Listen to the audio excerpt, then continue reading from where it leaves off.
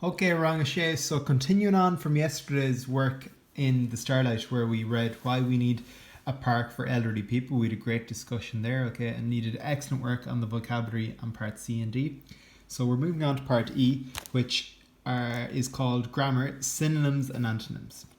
Words that have the same meaning are called synonyms. For example, you might say fast and quick, or you might say beautiful and gorgeous. Okay. Other examples, excited and thrilled mean the same thing. Nervous, worried mean the same thing. A thesaurus, which you all have in your box, can be used to find synonyms. Now, rewrite this paragraph using synonyms from the panel for the underlined words. Okay, so we have, and you're going to write out this paragraph. It's only 5 lines long. It won't take you long. You're going to write out the whole thing. Okay, it's about Florence Nightingale, who's an English nurse and statistician.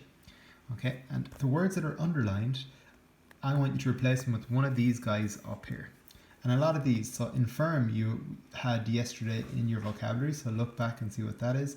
Vulnerable was one you had in your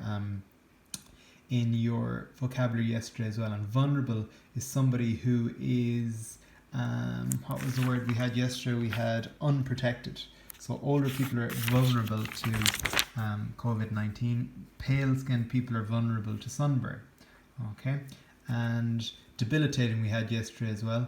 And you should be able to figure out the rest of them. Okay, so and when you've filled in what the word should be, highlight them as well, please. It's just easier for me when I'm correcting them. Is that okay? And then at the bottom, okay, a shorter exercise, we're moved on to antonyms.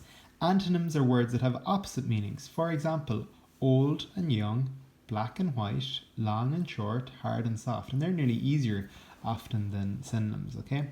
So I want you to write out these sentences again, but use antonyms to replace the underlined words. Okay, if you're not sure what a word means, use your dictionary. Okay, my ally is another word for friend, wrote the answer on the paper. Okay, so you should be well able to, that's a nice exercise there. Write out all of part A. Okay, full paragraph, it's only 5 lines, replacing these guys here with these guys here. And then on part B, write out the full thing, but you need to come up with your own antonyms, opposite word for the underlined words there. And don't forget to underline any words you fill in, just easier for corrections. Is that okay, guys? Okay, Garmila Magiv, Slán.